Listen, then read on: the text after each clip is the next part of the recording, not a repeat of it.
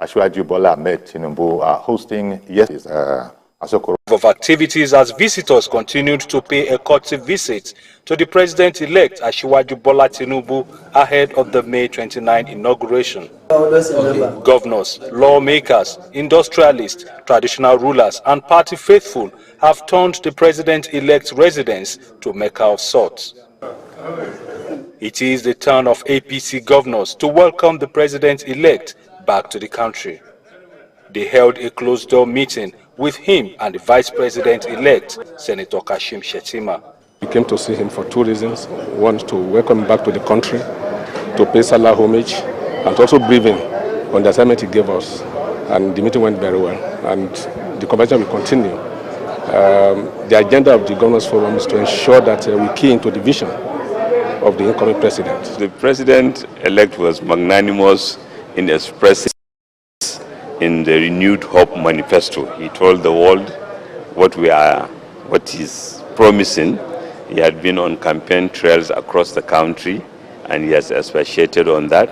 So, President Asiwaju Bola Ahmed Tinubu has offered renewed hope for the nation, and I believe we will see more of it from May 29th. The governors say they are ready to work for the success of Asiwaju Tinubu's administration from day one. Everything that he will require that will enable him deliver to his promises during campaign, we will always support that. By the special grace of God, we're going to come up with choices that is going to reflect the unity of our country, and Nigeria is going to be better off for it. Other visitors expressed confidence in the president-elect's capability to move the country forward. Nigeria is a fact. It has been a long time. It has its challenges, but it also has its advantages and opportunities, and we all know it. It's a question of just a determined leadership that will harness all the positives and move the country forward. And I have every confidence President Tinubu, as he will be, will do so. What we need is to pray to God Almighty to continue to guide our incoming president and all the principal players. The Emir of Kano, Aminu Ado Bayero, and their delight at the situation and their enthusiasm to working with President Bola Ahmed Tinubu, as he then will be known after the 29th of May. Well, as I was saying, our guest is Senator Ajibola Bashiru. He's the Senate spokesman, and if you wanted to know, he's the senator representing Osun Central. A fine morning to you, Senator. Yeah, good morning, Uncle Yori. Thank you very much, sir. I'm great, sir. Well, there you go. This yesterday, there was a part of that meeting that we highlighted there that was held in camera, as they say, behind closed doors. So some things we went to know. But we heard, from the leader of the group, or at least one of the spokesmen of the group, the reason why they visited him. But the other one, which is on everybody's mind, is the leadership of the 10th Senate, which the president-elect has also spoken about in the news. It can be read in papers. It is said that the president-elect is is not interested in micro-zoning, as it is called. Just it shall be zoned. So that if we're talking about the South, let it be the South, and let them slug it out amongst each other, whether it is Southeast, whether it is Southwest, whether it is South-South. So what can you add to that perspective? Because as you know, the fake news went around that the position of the principal officers had indeed been zoned. I'm not sure that, just like I've said, it's fake news. I'm not sure that the leadership of the party or the president-elect has actually zoned any of the position in the National Assembly for the 10th Assembly. But I'm also aware of the fact that there are so many considerations that the leadership of the party will be looking at in determining who is going to be holding which position of the principal officers of the 10th Assembly. First, the public must be educated that at the leadership level of the 10th Assembly, although every argument appear to be zeroing down on the presidency of the Senate and the speakership of the House of Representatives, but there are quite a number of positions in that place, which for most of education, we should let the people know. And the president of the Senate and the speaker of the House of Rep is primus inter pares, first among equal. So the people that form the collegiate leadership, including the deputy Senate president and the chief whip, the majority leader, minority leader, are quite, very also important in determining the business and the trajectory of the assembly as it happened in the 9th assembly. And when it comes to making choices, I think it is also very good for our leadership to have a broad perspective of how this zoning or whatever arrangement will be made would have to be done. There has to be recourse not only to issue of competence, not to issue of religion, not to issue of zoning, but issue of even political expediency and, of course, the survival of the democratic enterprise, as well as also a future perspective of our own political party. Elementarily, a political party is a group of people that want to access power in order to be able to implement their program. So there is no merit in you being able, in you making arrangements that would ultimately affect your party negatively in an electoral contest in the nearest future. So it is in this regard that we have to take a sober perspective of what happened in the 2023 election and the way those who have emerged already in different zones have been able to emerge. The president-elect, Asiwaju Bola Ahmed Tinubu, is from the Southwest. The vice president, Senator Kashim Shettima, from the East. Of course, it will open that the 4 other geopolitical zones could as well be in the race for both the president of the Senate and the speaker of the House of Rep. And what do I mean? In the present regime that we have, the President Muhammadu Buhari, is from the Northwest, the vice president from the Southwest. At the same time, the president of the Senate is from the Northeast, and the speaker of the House of Representatives from the Southwest. So now going to the 10th Assembly, there is really nothing creating any disability from the president of the Senate from coming either from the Northwest, from the South-South, Southeast, or the North-Central, or the Southwest, as the case may be.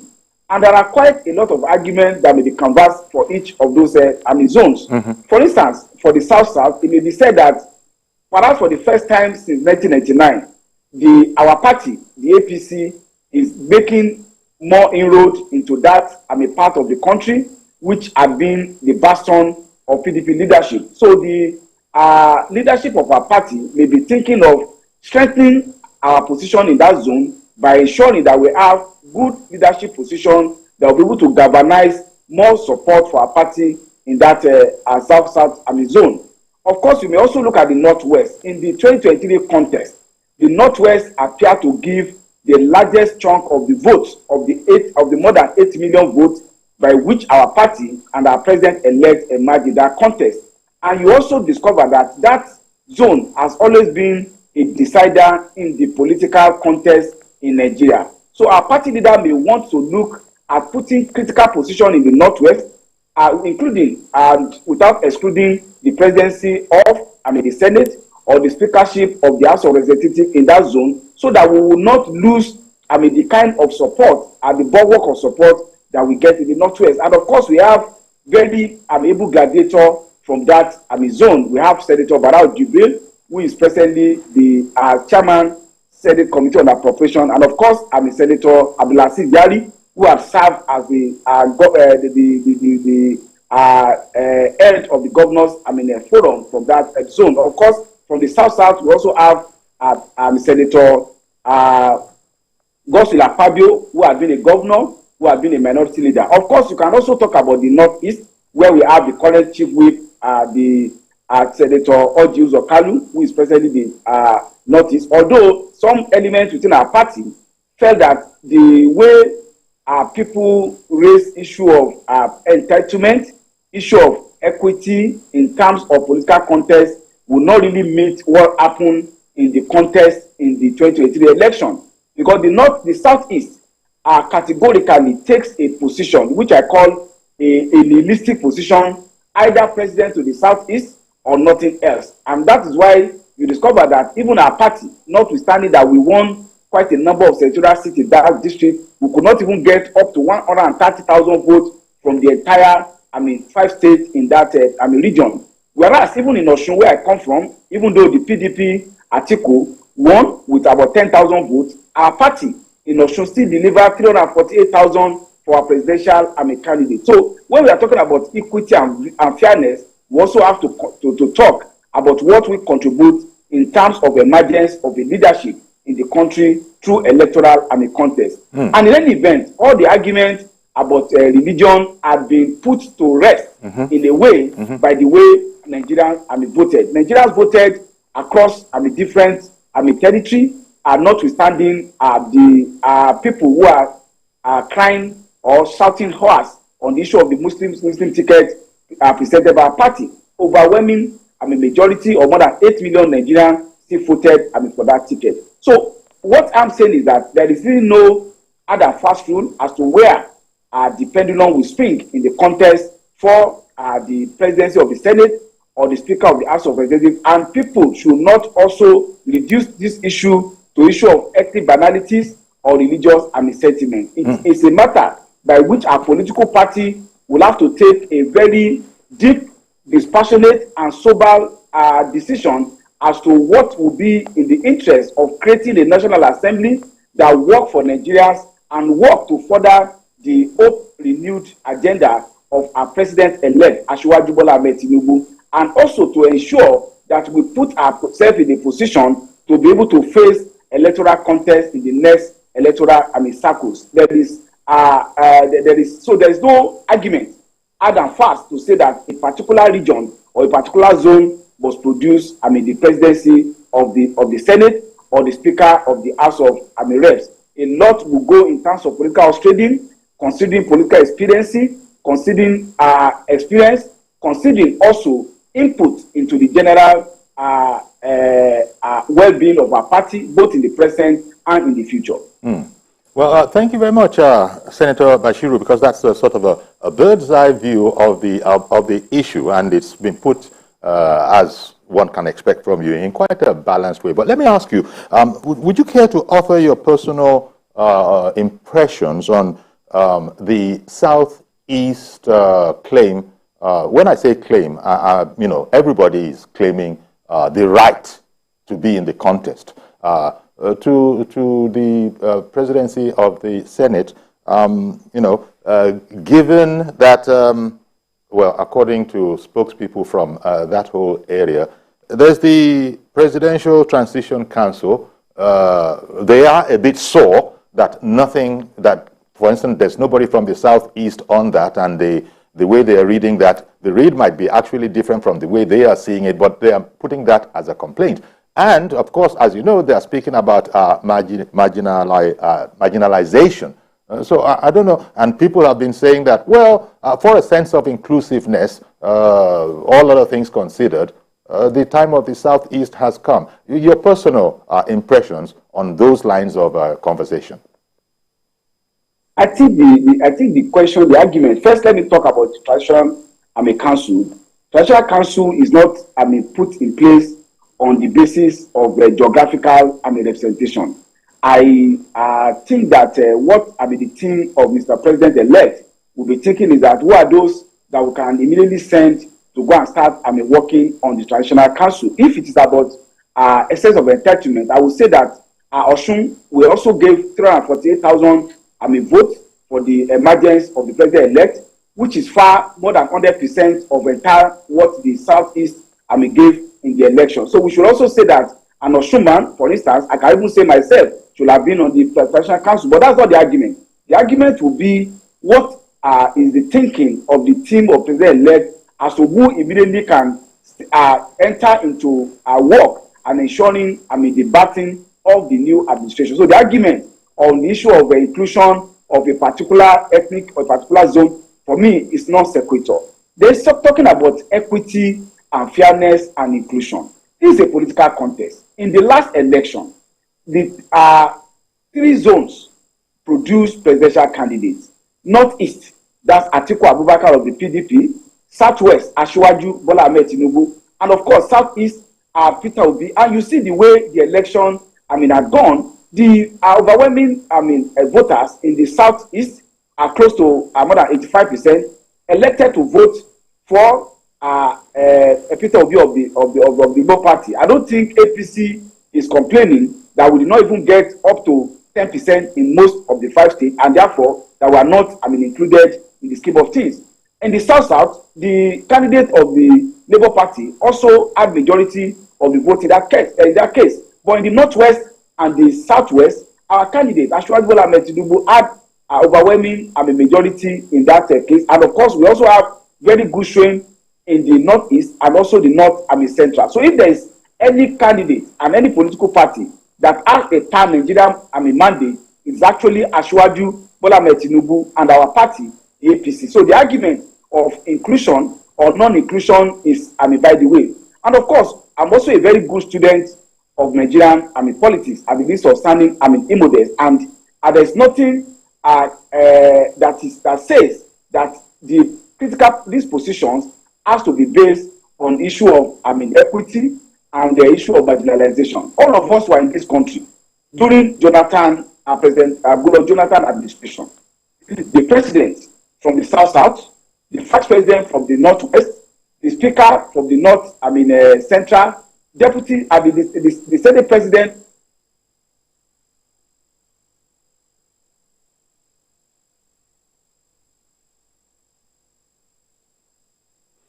Okay, as happens that you are well aware of, the audio will drop out from time to time. And of back. course, the deputy speaker, and the deputy speaker also from the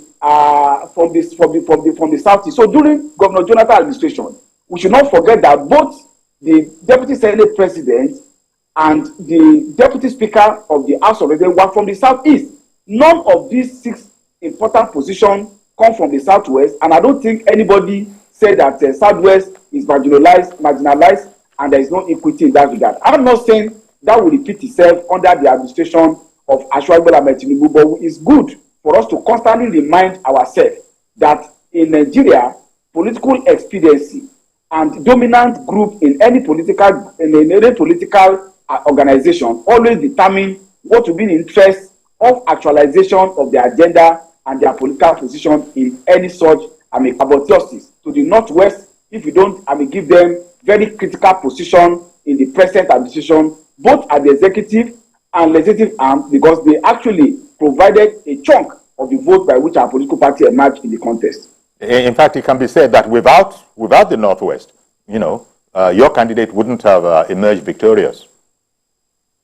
Of course, it's clear. The figures speak clearly. I told you the entire, with respect, 5 states from the Southeast did not even give up to what Osun APC gave for our party. Not to talk of the states in the Northwest and all other axes. So the question should be about what is the overall interest of the country in terms of competence, in terms of delivering of the agenda, and in terms of commitment to realization of the vision and the goal of actually to occupy the office of the president is somebody who has a vision of what he wants to actualize for the generality of the Nigerian people. And of course, some of these arguments about zoning, some of these arguments about placing position is really about elite people jostling for their own position. A poor man on the street of Abakaliki is not different from a poor man on the street of Osogbo or Ilobu in Osun State, or a poor man on the street of Potiskum.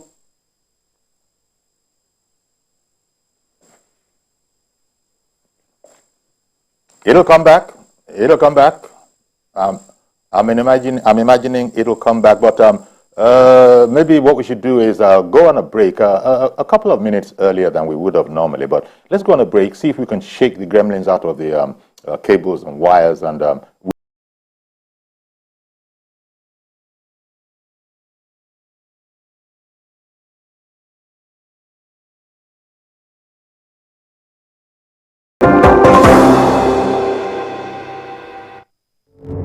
Doubt and fear doesn't occur at the canvas, it shows in the canvas. It shows the conation of raw earthen material slabbed, stroked and molded at a pace provided by the doubt and fear. Every move way in the struggle of one to the other, merging the past to the present, brushstrokes of colors seen but not known. For when the wailing stops, the pieces settle down in abject beauty erected for a century of a century. Speaking, advocating, protesting as the arts are meant to be.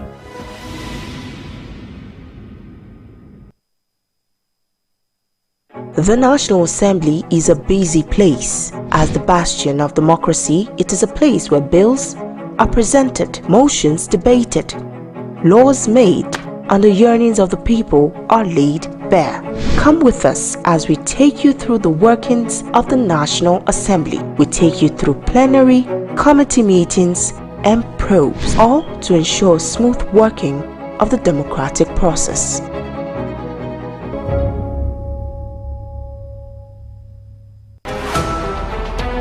Every major news story is with many perspectives and layered with different levels of impact. Hello. What time did this happen? We'll be right there.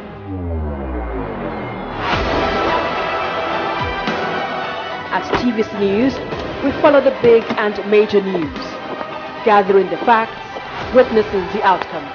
I am here live at the aftermath of the approval of the new national minimum wage. We are TV Station of the Year, not just for breaking news, but for being first, fair and accurate. TVC News, first with breaking news. Politics is defined as getting what, where, when, and how. But in the mix, many things come to play to shape the political fortune of any country. Honorable Minister, how you misinform the public? From the political actors to the electorate, campaign to voting, from debates to policy decisions, big events happen to engage us in constant conversation. That's what we're looking for. Not some people who are talking about ethnicity. No. Who is on your mind? Don't worry. Join me every day on Politics Tonight, where we dissect issues that shape our political destiny. Politics Tonight, weekdays on TVC News. It's not your regular show. It's an online interactive session where we share my views on the everyday issues that cut across politics, security, health, current affairs, governance, and so much more. I am passionate about our country. I choose to support any conversation geared towards building a better Nigeria. I am Babajide Kolade Otitoju. Join me every Saturday on TVC News YouTube channel as I discuss Nigeria and the world at large on the show, Issues with Jide. The TVC News at 7 and the TVC News at 10 are not like any other news broadcast. It's the big news hour, the hour for the big breaking stories. We've got some of the best reporters on the field, taking you through as it happens. It's fast-paced, hard-hitting, with investigations that matter, bringing in news that affects your life, with sport, entertainment and business news, so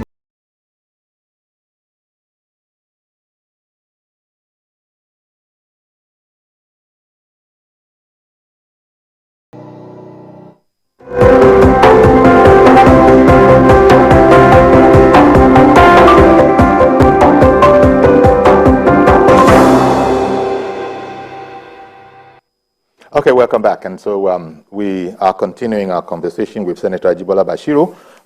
He's the spokesman of the Nigerian Senate.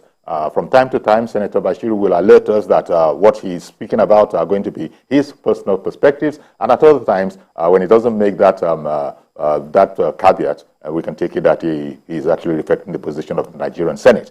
So thank you for staying with us, Senator Bashiru. Now, as we were going away, I think we were rounding off, because there are one or two other things that I wanted to touch upon. We were rounding off on how you see the whole issue of, the 10th Senate and how the principal officers are going to come to be.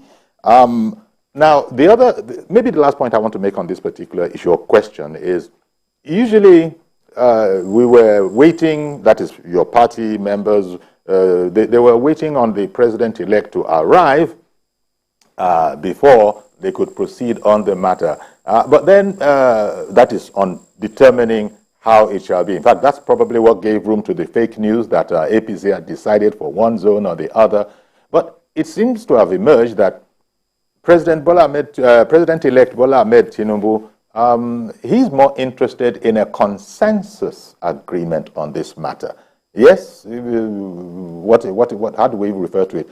Respect and all of that have made them wait for him. But his point of view seems to be that we shall arrive at a consensus decision where everybody is happy, as opposed to waiting for the president-elect to say who is the anointed one. Is that accurate? Actually, what anybody cannot doubt in Nigeria is the astuteness of the political acumen of Asiwaju Bola Ahmed Tinubu. I believe that he will not want to put himself in a difficult position of saying that this is his preference in terms of who will be the leadership of the National Assembly. And of course, in the political firmament, there are different interest groups and power blocks whose view and interests have to be aggregated. So talking about consensus, of course, speaks to the astuteness of Asiwaju Bola Ahmed Tinubu, in that regard. And as you can see, the party itself is an important block in the power contest. The governors forum of our party is also a powerful block. The extant regime, also a powerful block. And of course, the existing structure at the National Assembly, they also form a powerful block. Then, of course, a lot of caucusing has started emerging ahead of the 10th Assembly. They're also powerful blocks. So it is better to take the position that Asiwaju Bola Ahmed Tinubu has taken to allow consensus building to actually be the roadmap for the emergence of the leadership of the 10th Assembly. And that will avoid any embarrassing situation of now some people working with opposition political party with a view to thwart or a view to, if I may use the word, demarket the choice of the leadership of the party, as we saw play itself out in 2015 when Senator Bukola Saraki emerged despite the position of the leadership of our party, and of course teaming up to even give out a very important position of the deputy president of the Senate to the opposition political party. But I think our party will be able to handle the decision very well this time around. Indeed. Thank you, Senator. Now, the other thing, let me ask you what the Senate disposition is to this issue of Nigerians trapped in Sudan, coming away from local politics or national politics.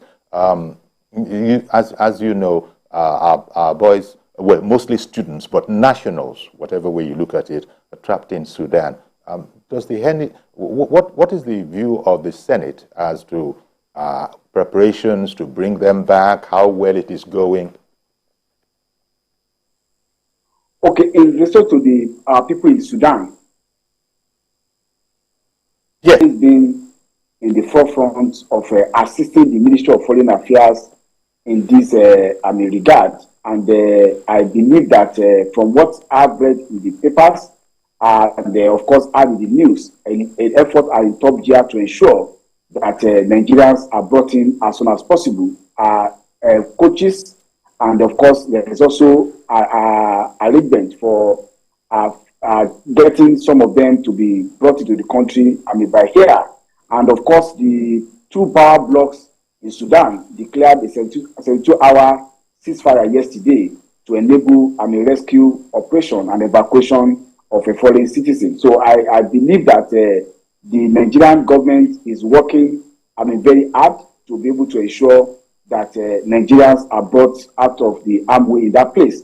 Of course, we are resuming next Tuesday, and I think it will be one of the issues in the front burner when we resume the plenary on Tuesday, so as to also assist the executive with whatever they will require to ensure seamless rescue operation for Nigerian citizens in Sudan. Okay, the other thing I wanted to make sure to touch base with you on is this whole question of subsidy removal. As you know, in the campaign phase, the president-elect was sort of definite that subsidy would be removed. But that was viewed with, satisfaction by some and trepidation by others. Well, now the news is that that decision might have been put on hold, the decision to remove subsidy on fuel. And as you know, that has all its other, entanglements. There's a whole matter about whopping big sum of money. Economists are still arguing as to whether or not it would be of benefit as intended. But again, could I get your impressions on this new position that subsidy removal seems to have been postponed? Is that an accurate way to see it? When I heard the news coming from the National Economic Council meeting yesterday about the postponement of a decision on the removal of fuel subsidy, I felt that an hiatus is being created unnecessarily for the incoming administration. And what do I mean by this? The 2023 budget that we passed at the National Assembly only envisaged payment of subsidy for the first half of 2023. For me, that is a legislative approval that subsidy regime should end by the end of June 2023. So for the executive to now postpone decision on the role of subsidy will mean that the issue is still being thrown to the new administration of Asiwaju Bola Ahmed Tinubu. And being somebody in a very advantageous position as a member of the petroleum upstream and downstream sector in the National Assembly, I want to say that it is not in the best interest of the masses of this country, and I use the word masses, for us to continue with the subsidy regime. Although the narrative being said is that the subsidy regime actually will affect the masses if it is removed, I beg to disagree. When you look at the structure of the subsidy today, aside that the fact that it is replete with a lot of mystery, inconsistencies, and I dare say, lack of transparency, the kind of money that goes into the regime of subsidy, if it is made available for development of the real sector of the economy, it will help in alleviating poverty and, of course, empowering Nigerians to address pressing economic needs that they have. How do you explain a situation whereby the entire capital project of the federal government in the year is about 4.8 or 5.2 trillion, and more than 6 trillion goes to issue of fuel subsidy on an annual basis? So we need to take the bull by the horn. We have liberalized the oil and gas sector by the passage of the Petroleum Industry Act, and I think the idea of commercialization and privatization under it should also be implemented. We should muster political courage and avoid a situation whereby the country will go the way of Venezuela or Argentina if we don't address the huge amount of money that goes into the pit hole, bottomless pit hole of payment of subsidy for petroleum products. Okay, Senator. Again, now I've got to bring on Reverend Dominic, who has called in. Good morning to you, Reverend. Apologies for keeping you waiting. Yori, and I wish you give me more seconds to make this point. Please do. I want to greet Senator Ajibola, one of the best senators from the Southwest here. But I want to tell Senator Ajibola he has become an institution. I want to say this. What you said down about the percentage of the election on the votes that APC garner from Southeast makes sense who will become a Senate president, whether it will come from Southeast or not. Does he care or does he think that how do we heat this nation? Senator, when there's a contest in a nation, whether it's Nigeria or America or UK, I don't think any nation wants one political party. People come into that context. After contest, election is played, there'll be loser, there'll be winner. The winner becomes the president of the whole nation. Every time we make a statement of how many percentage and how we should treat the people, it divides us the more. Senator, myself, if you see the problem I face in the Southeast and from Imo State of supporting APC in Lagos, you will pity us. Do you pity those of us who are supporting APC from Southeast? Yori, Senator, with our sons coming to APC, remember that Imo will make it happen before even Ebony State and most of us. Everything we go home, this voice, we put God on our head. You say you belong to Nigeria. Look at what they're saying. Please, the election is over. Find a way to heal Nigeria.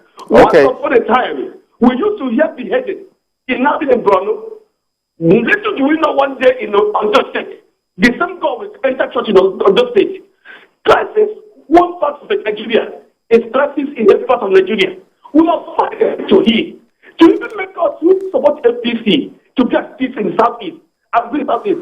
Is it not even good to say, let's see the president here? What does he make? He's a Nigerian president, not a president of FPC.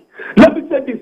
Senator, remember that members of FPC that sabotage Ashwaju more than us, who is the Imo State. The color of Nigeria was a sabotage Ashwaju. Okay. Who wanted to win? Reverend Dominic, I've got to provide, thank you very much. Got to leave time for Senator Ajibola Bashiru to respond. I'm not against Senate presidency coming from the Southeast. What we are doing is making political analysis and putting all the cards, on the table. I don't think I've said here that a Southeasterner should not emerge as the president of the Senate. Senator Ozokalu, we are sitting together at the plenary of the Senate presently, and Governor Okusodima is a very good friend and big brother of mine. But as a politician and a political analyst, we must make our analysis and look at all the pros and the cons of taking a decision. I've said what to go in favor of this.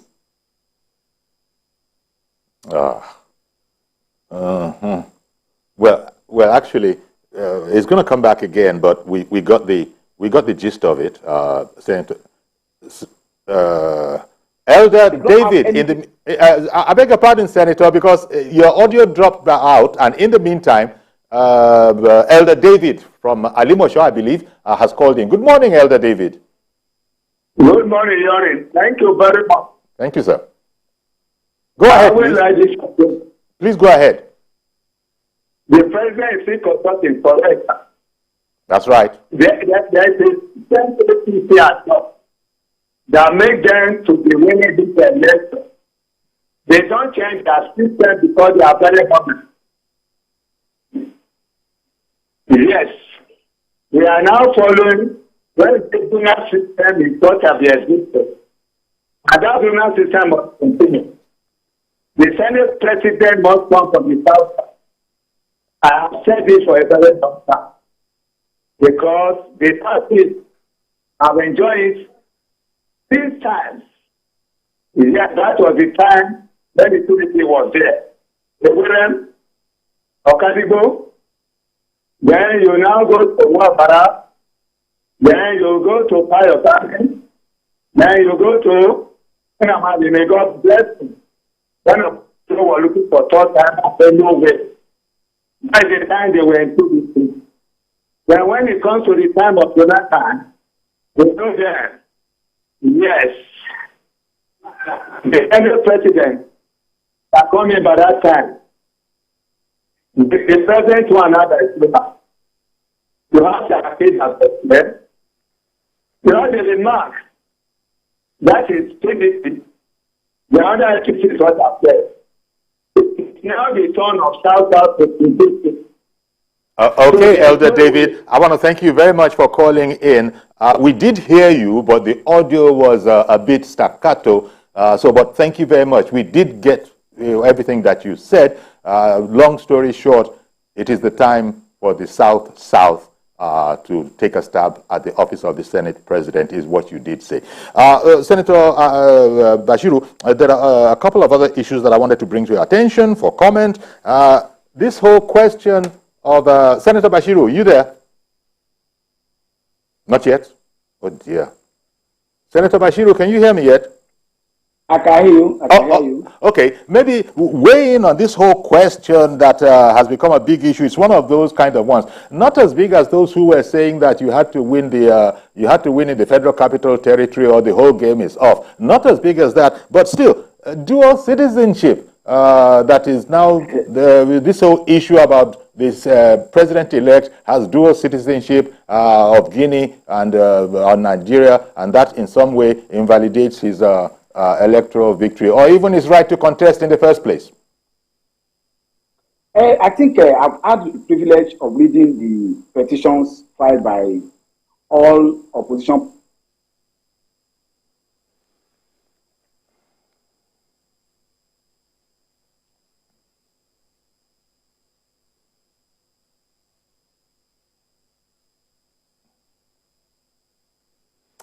We didn't actually get a direction from Senator Bashiru there. He has just told us that he's seen all of the petitions written by all of the political contenders, and then the audio dropped out. So let me see what I can do. Who do I have on the line? There's another caller on the line. Mazio Korafo, you have called in from Arochukwu. Good morning to you, sir. Go ahead. Good morning, sir. Good morning. Yes, Mazio Korafo from Arochukwu. Whether petition or no petition, that is what we are not sharing. That's just a waste of energy and waste of time and everything. The president has been elected. What Nigeria should be talking about now, how do we position the appointment to balance the equity of Nigeria? Yes. That is what we should be talking about. Yes. All these other rigmarole stories that don't make sense. Look, we should be talking about maturity level in terms of politics. Not talking about like student union election or not election in the schools. What we are talking about now? Look at today. Let's go to look at what's happening in America now. Biden is already 80. Now he's contesting come 2024. Now what's happening there? Everybody has his own angle. Trump, how many? 70 something. Nobody's talking about what they are talking about now. How do they move the economy of this country? What that guys we're talking about that the president-elect is talking about should try as much as possible. People coming on board. That the people that will make the comment of balance the sense that Nigerians will no longer be going to Sudan. Nigeria will not be going to other countries to school. That the educational sector in Nigeria to balance. So that now look at NECO. NECO is confident that the number of students are not listening because of one reason or another. Because if you go down and check, the depth report show that because of the discrepancy in the scoring and the admission pattern, these are the ones people should be talking about. The president to bring in people to look into this area. That's even the people that went to Sudan. What is happening? They transfer from Sudan to Egypt. They are now standing. Some of them said the driver said it was not paid. Them at the desert. These are the things we should have to bring people to do about so that when they go, they not say they didn't pay them. They pay people that when they go to do issue like that, they will do the normal thing, not to do halfway, six halfway. Forget about these stories. We should be praying for the president that people coming on board. Thank you very much for calling in, Mazio Korafo. Again, the audio, there's something about the bandwidth today. Our apologies to all our viewers, but please bear with us. It does happen from time to time. Senator Ajibola Bashiru, you still with me? Senator? Yeah, me too. Okay. Now, maybe you can go back to the question. You had just got to, you've had the opportunity of looking at all the petitions of all the petitioners, and you were going to go from there in relation to... And what I said that there's none of them has raised issue of dual citizenship as a ground of their petition. So at the best, what is being done is just social media, attraction by those that were saying so. But assuming the issue is even raised, I think the short answer to that is Section 28 of the 1999 Constitution as amended. By that provision of the Constitution, any Nigerian that is born, that is a citizen of Nigeria by birth, is not caught about by the provision on dual citizenship. And I think it is beyond doubt that Asiwaju Bola Ahmed Tinubu is a Nigerian, that is a citizen of Nigeria, by birth. So the argument about dual citizenship is at best what, with respect, we may call maybe a dear parlor, talk, not really grounded in law and grounded in reality. But just as been said, Asiwaju Bola Ahmed Tinubu has been elected by overwhelming Nigerian people, and the task ahead is how to rebut Nigeria, how to work for to Nigeria, to make Nigeria work for Nigerian people, to address the problem of poverty, homelessness, unemployment, and re-engineer Nigeria for a better living standard for all Nigerian people, irrespective of tribe, religion, and race. And I think Asiwaju Bola Ahmed Tinubu is poised to do that, and he will do that very well. You know, Senator Bashiru, just as a closer now, as a lawyer, you spoke about a Nigerian by birth. Anywhere, how is that properly defined, since this is a technical area of the law now? If both your parents are Nigerian, if both your parents are Nigerian, you're a Nigerian by birth. Section 28 of Nigeria, of the Constitution of Nigeria, defines who is a Nigerian by birth. And that is a person whose parents belong to community indigenous to Nigeria as at the time of independence of Nigeria. So you have to go back to the pre-independence situation. Does whether a person belongs to a parentage of those who were citizens of Nigeria or who ought to be citizens of Nigeria, and Nigeria being in existence as at the time that the parents were born. And of course, there's no doubt about the Yoruba parentage of Asiwaju Bola Ahmed Tinubu. Indeed. Thank you very much, Senator Ajibola Bashiru. On that note, actually, I think we're going to call it a date. We're not taking any further risks with the bandwidth dropping in and out on us. I want to thank you very much, Senator Ajibola Bashiru, representing Osun Central. He's the spokesman of the Nigerian Senate. As I said, we always appreciate you, Senator Ajibola Bashiru. Okay, so that's our program now. Please join us tomorrow. I almost said I've withdrawn it. Please join us on Monday for a fresh edition. We don't do weekends. I'm Yori Folarin.